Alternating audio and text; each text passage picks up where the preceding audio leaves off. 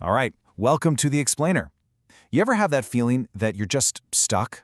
Like, you know exactly what you're supposed to do, but for some reason, you end up being your own worst enemy?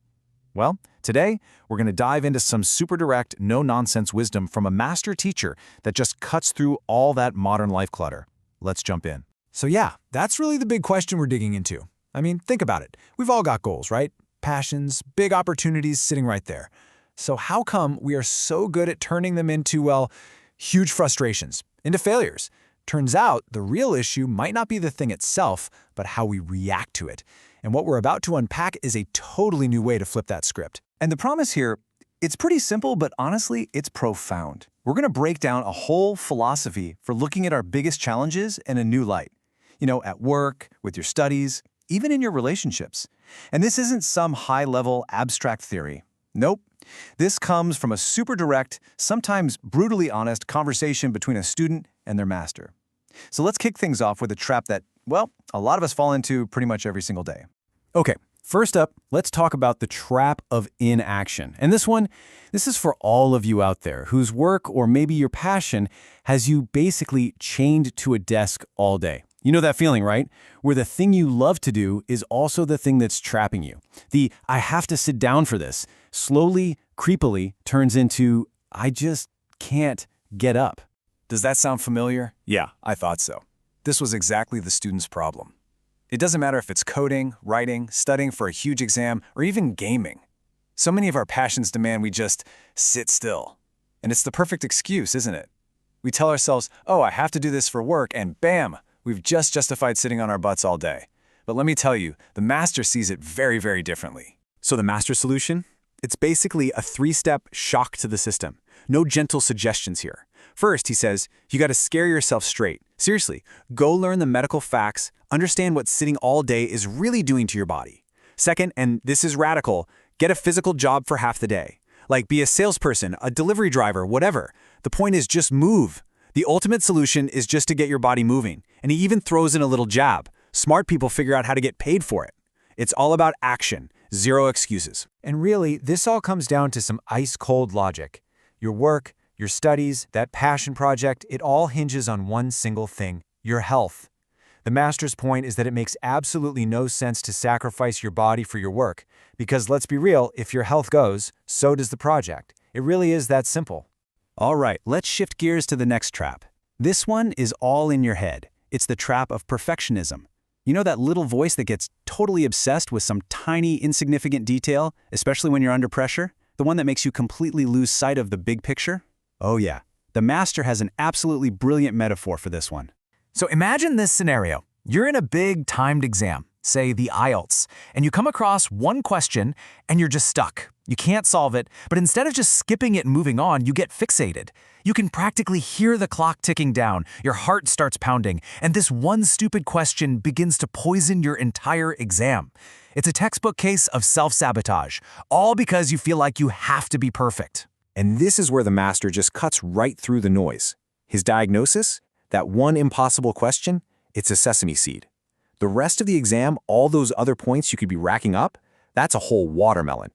And he asks, because of one sesame seed, you lose a whole watermelon. How smart is that? Ouch. You're not being diligent, he's saying. You're just being foolish. It's such a perfect way to show how messed up the logic of perfectionism really is. So this really leaves you with two ways to think, two mindsets. On one hand, you've got the perfectionist. They're driven by ego, right? By this crippling fear of getting even one thing wrong. But then you have the strategist. They're focused on the real prize, the final score.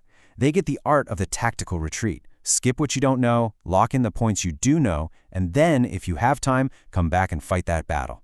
When you put it like that, the choice seems pretty obvious. And hey, if that watermelon metaphor didn't hit home, check out this number. The master estimates that getting distracted by that one little sesame seed can tank your score by as much as 20%. 20! I mean, that's the difference between passing and failing, between good enough and great. The cost of being a perfectionist, it's not just in your head, it's real and it is steep. Okay, so we've hit on physical traps and mental traps. Now let's talk about a social one, dealing with other people. You know, difficult people. More specifically, how do you handle someone who's being kind of two-faced or negative at work without getting pulled down into the drama with them? The master's advice here is gold, and it's all about focusing on the only thing you actually have control over.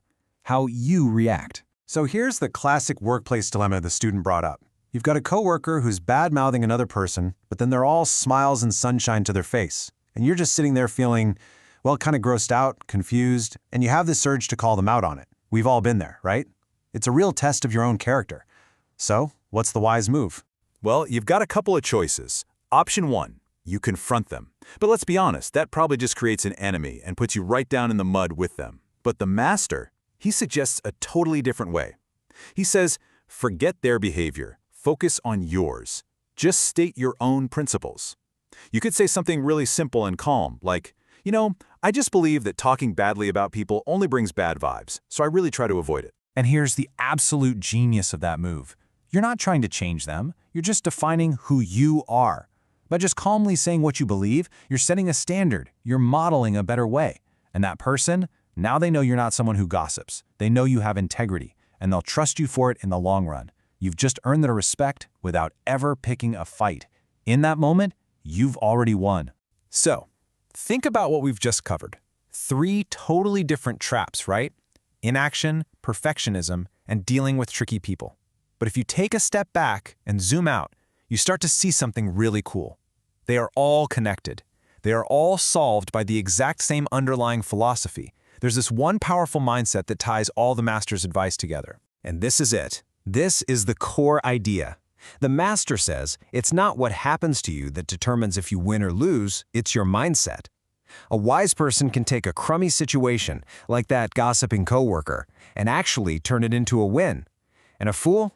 Well, they can be handed a golden opportunity, like that exam, and turn it into a total train wreck. All the power, every single bit of it, is in how we see things and how we choose to respond. Which brings us to the last big idea, the central metaphor of it all. The master says that every single problem, every obstacle, every annoying person, they're not roadblocks. They're opportunities dressed up as problems. He calls them gold nuggets at your feet. Think about it. Being stuck at a desk is your cue to build real physical strength. That impossible exam question is a chance to become a better strategist. That gossiping coworker, that's an opportunity to show your integrity and build trust. It's all gold, just lying there, waiting for you to see it. So, I'm going to leave you with this final thought from the master. Because look, life is absolutely going to throw obstacles your way. It's just what it does. The next time you stumble, the next time you fall flat on your face, what are you going to do? Are you going to get up and complain about the rock that tripped you, focusing on how unfair it all is? Or are you going to pause, look down, and realize that you weren't tripped? You were just shown exactly where to find the gold. Ultimately, that choice is always yours.